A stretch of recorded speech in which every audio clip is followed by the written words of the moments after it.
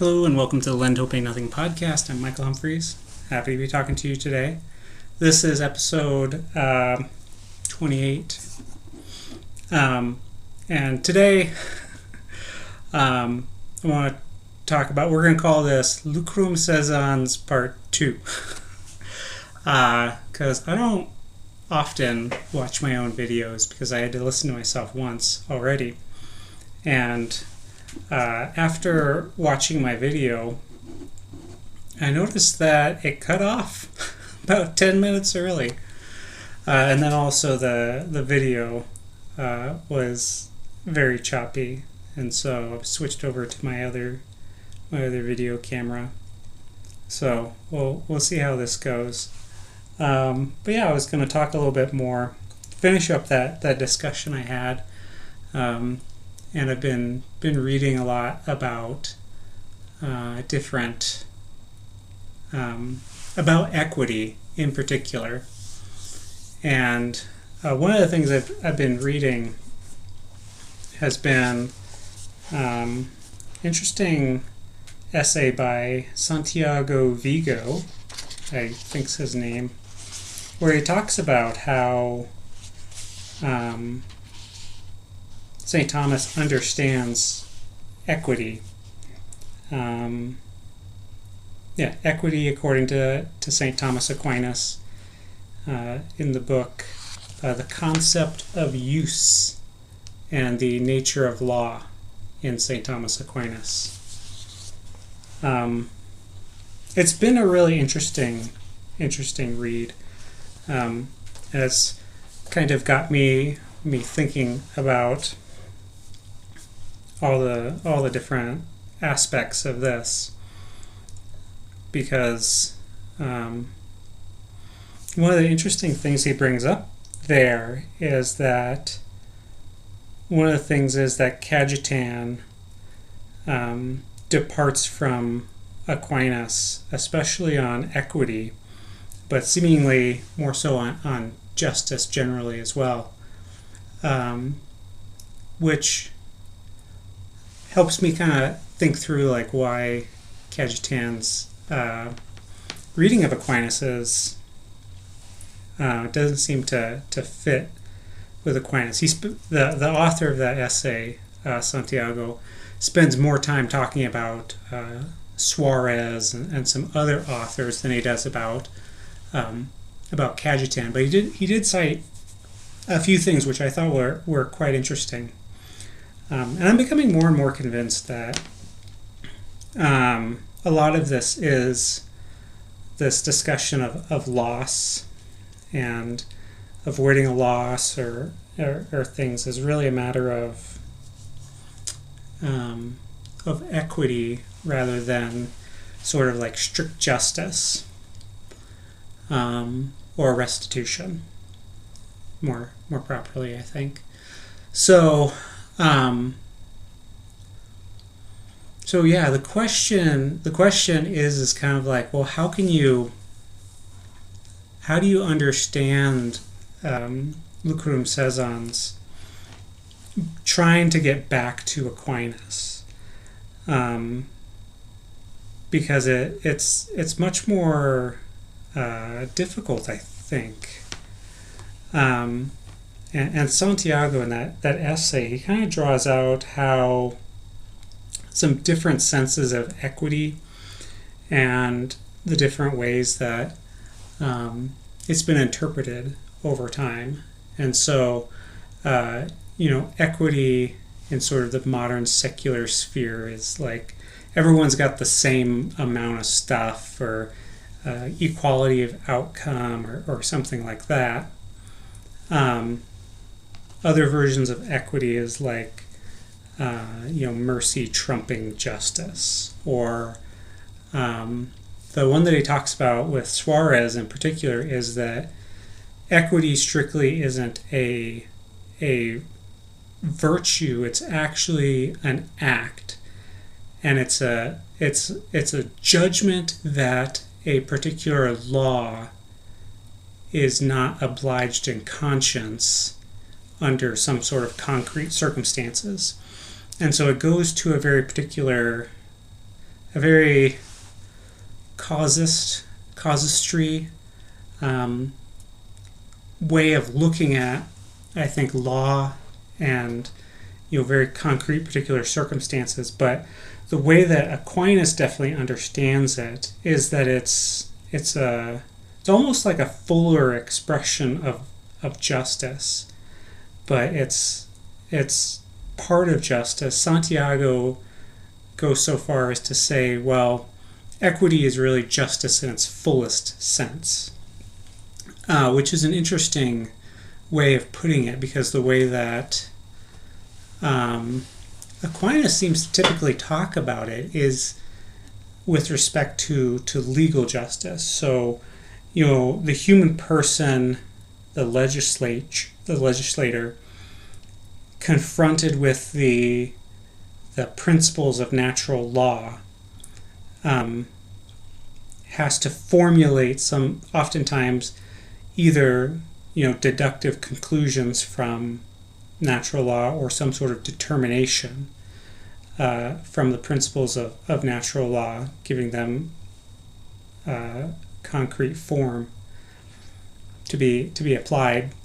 And so the issue, I just feel like Aquinas has a much more robust understanding of legal justice than I've often considered, because it seemed like you have like natural law and then positive law, which still has reference to natural law, but it seems like positive law is much more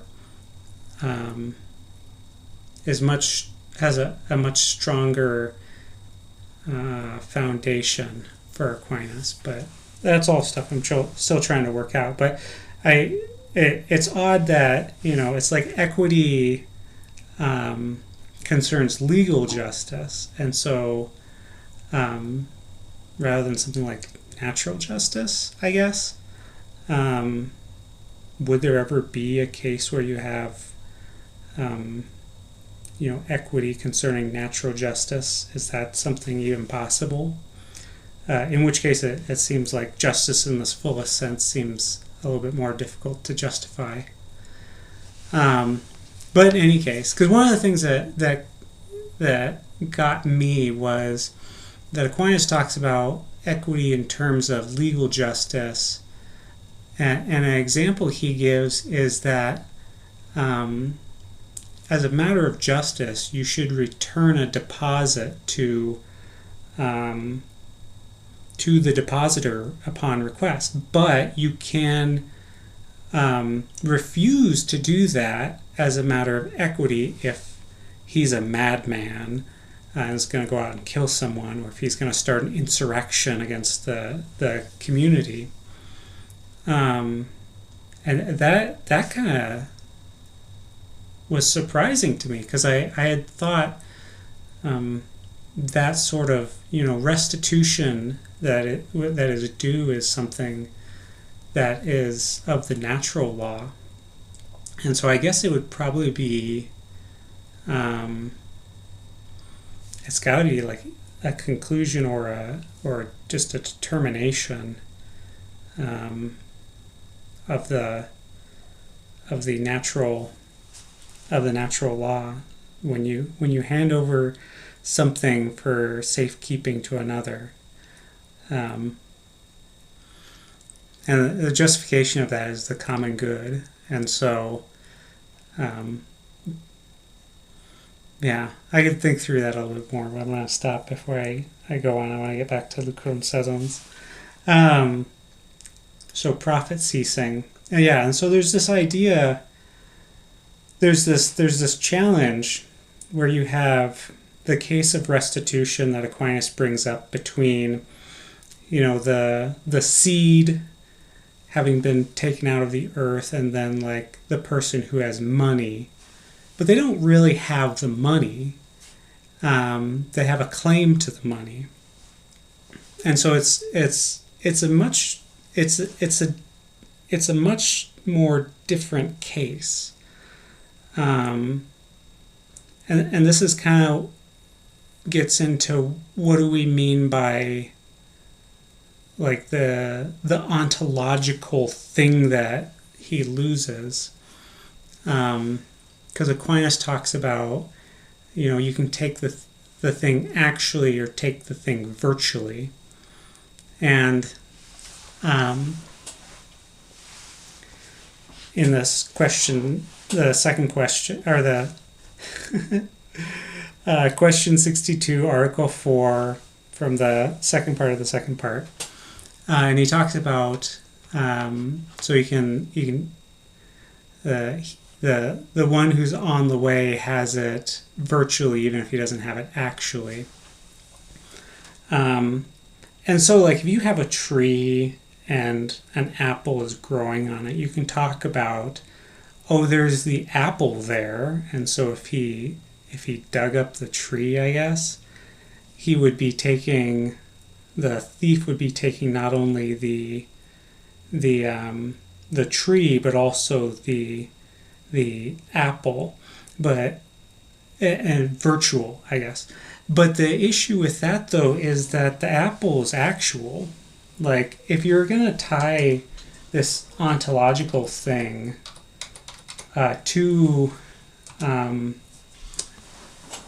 the something, yeah, I guess it depends on what you mean by ontological, which is a thorny subject.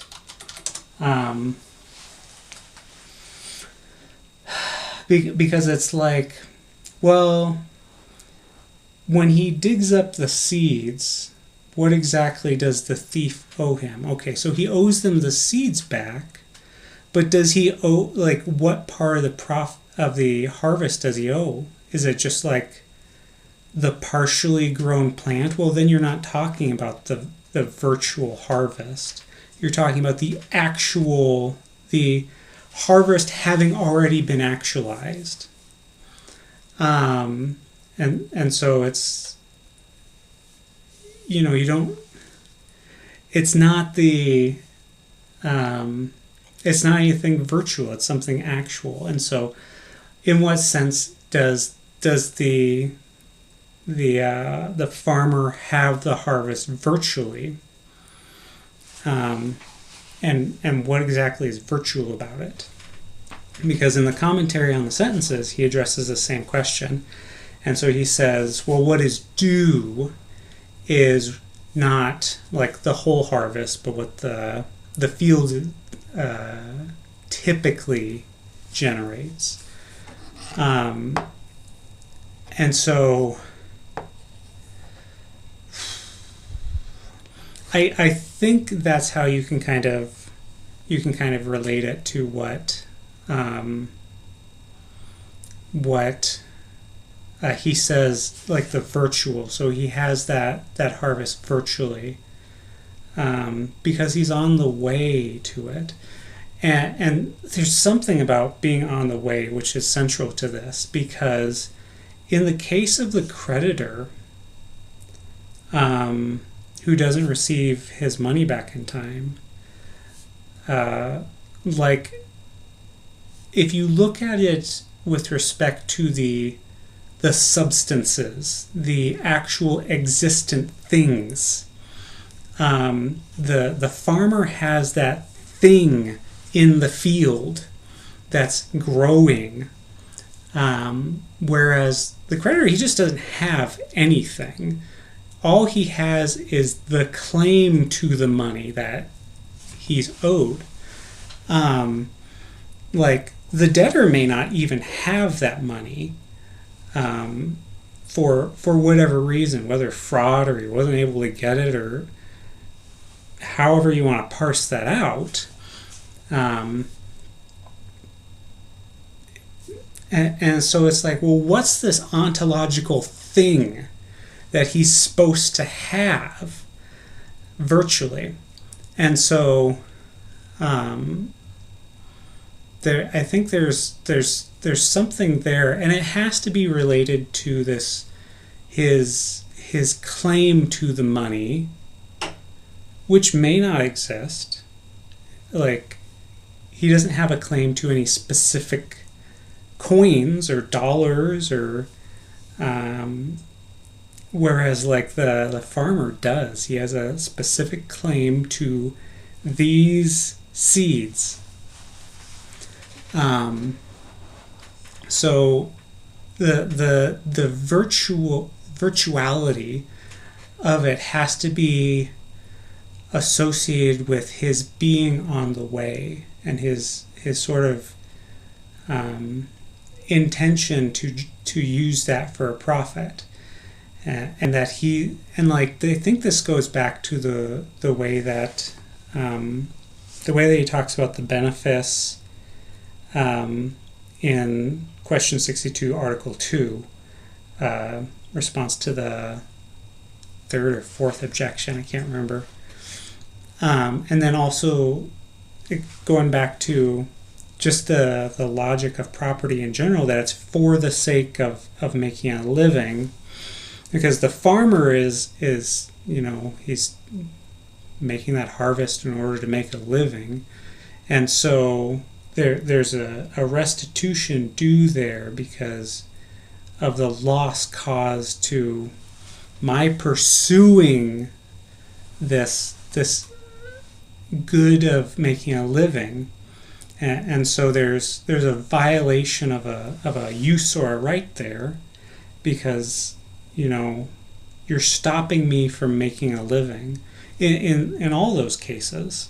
In the case of a benefice where someone maliciously lies about you, so you don't, so if you're a priest, of course, because that's the case, lies about you in order to prevent you from getting a benefice, which provides you an income for a living, or the case of the farm, where you're pursuing the making of a living, and then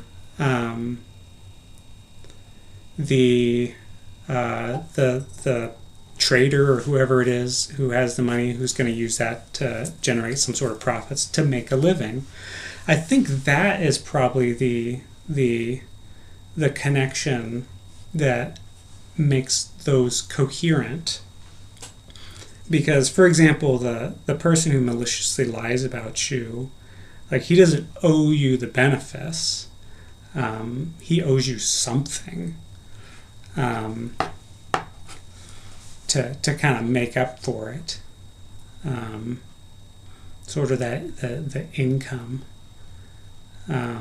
something of the income that you were going to use in order to make a living. And I think that's probably what it's tied to. Which brings us back to the case of the mutuum, where it's like, okay, a loss of something you ought to have. Okay, so you have your property, which you have for the sake of making a living, and maybe helping the poor, and these other ends. But then it's like the money to make a profit. Well, yeah. I mean, it just doesn't, because you shouldn't be giving. Aquinas seems pretty clear about this in several places. Generically, you should not be giving from that which is necessary for you to make a living. So you should not cause destitution on yourself in order to help someone else. Now, God's providence and grace to, various saints who have done that, but it's not the ordinary means. So we're going to put that question to the side.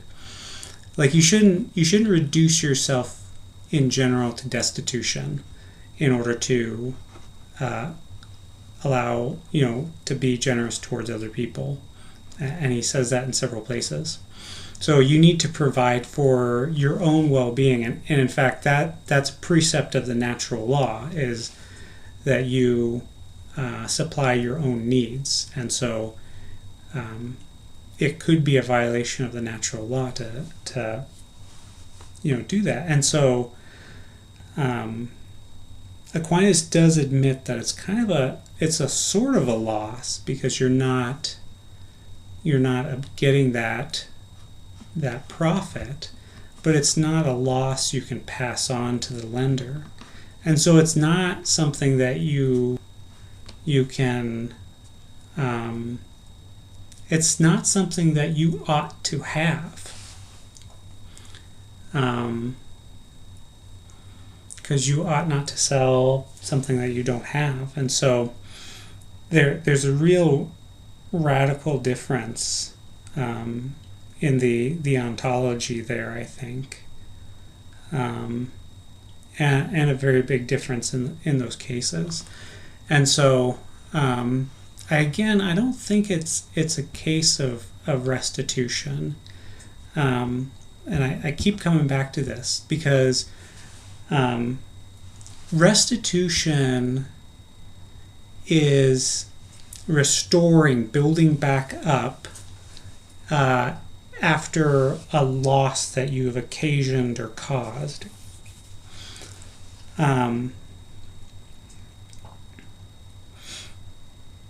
And so, like with the mutuum, it's a restitution.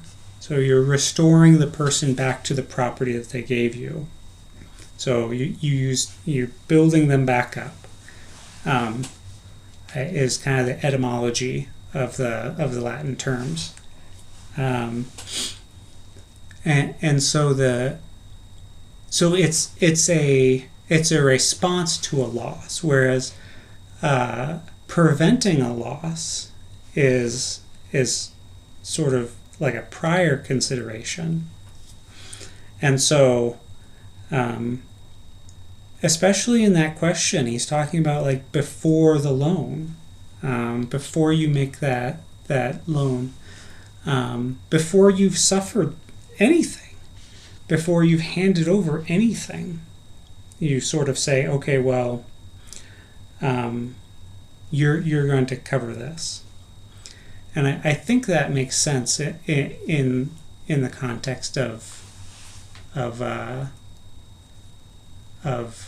equity, rather than sort of the strict justice of restitution.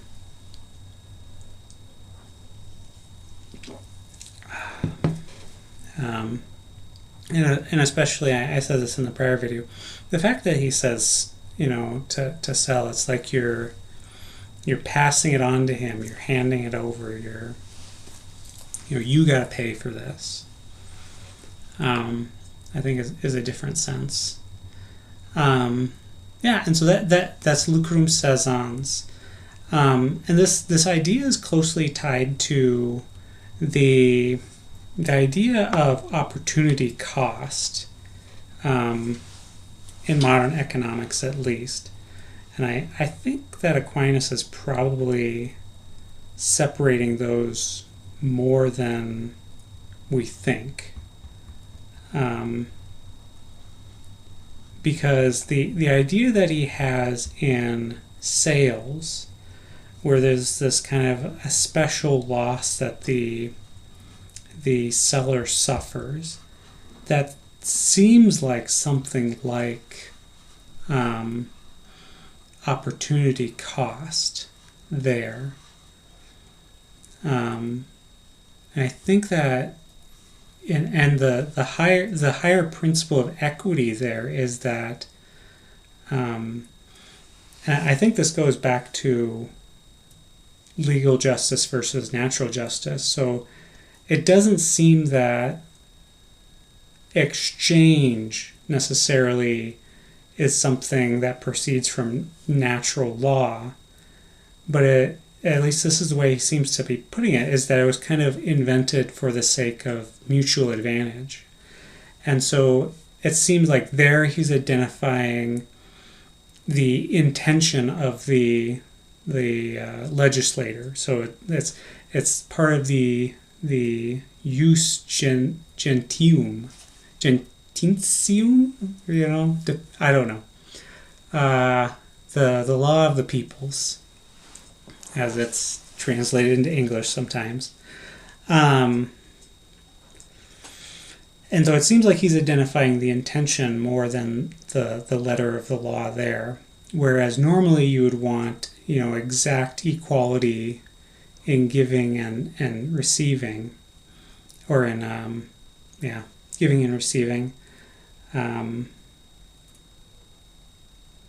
Fair, it seems like it's supposed to be the real intention of the equality in exchange is that it's for the sake of the mutual advantage. So I have a use, my property. I have this right to a thing. You have a right to your thing. And we're going to swap those rights. And so what we want to make sure is that before and after, our rights are not more or less than where we started. And we do that by evaluating them with respect to human need and so forth. Because really the property is for the sake of, satisfying our needs. And so the whole purpose of that commutative justice is so that we're not disadvantaged in this exchange. And so it's for the sales were created for the mutual advantage. And so if someone is greatly disadvantaged by an exchange, then he can ask for more than the thing is worth in itself. So I think that might be where equity comes into the equation. Excuse me.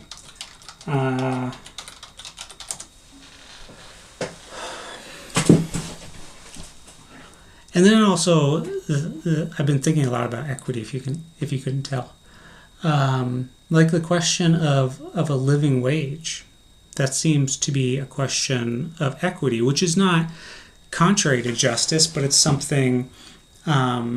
It's like a fullness of justice,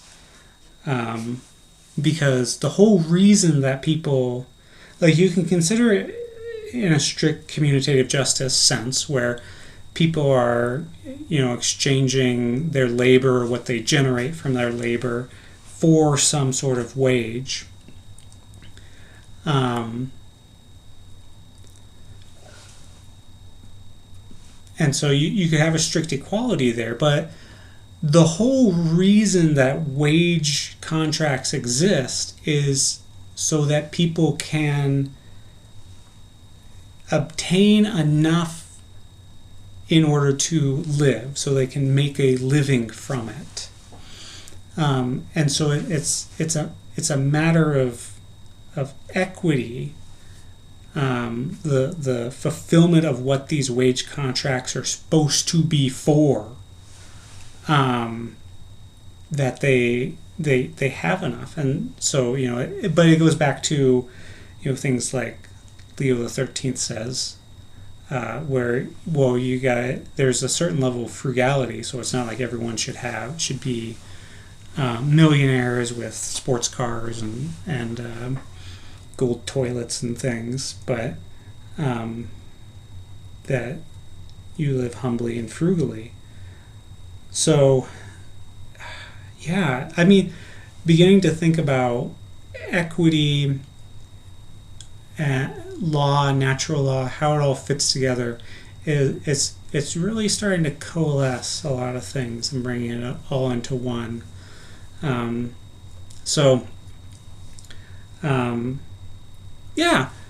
But as always, if you think I'm wrong, please, or you think I'm right, or you want to talk, I always really appreciate the people who send me messages, and it always gets me thinking, and I'm never quite satisfied when I really don't have a good answer.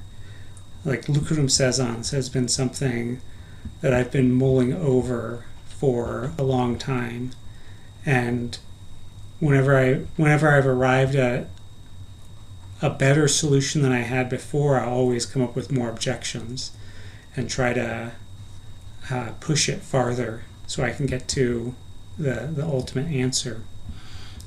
Which is why I appreciate the discussion with Father Toddlebun. I forget his name or how to pronounce it. But I felt like there were some interesting points in there that need to be resolved, and this is me working out. So please, if you ever have, want to send me a message on Twitter or Substack, YouTube, wherever, I'm always really interested to talk to people and try to work things out. So yeah. Otherwise, thanks for listening. Sorry about the prior video. I hope this was worth it. Yeah, have a good day. Happy Thanksgiving.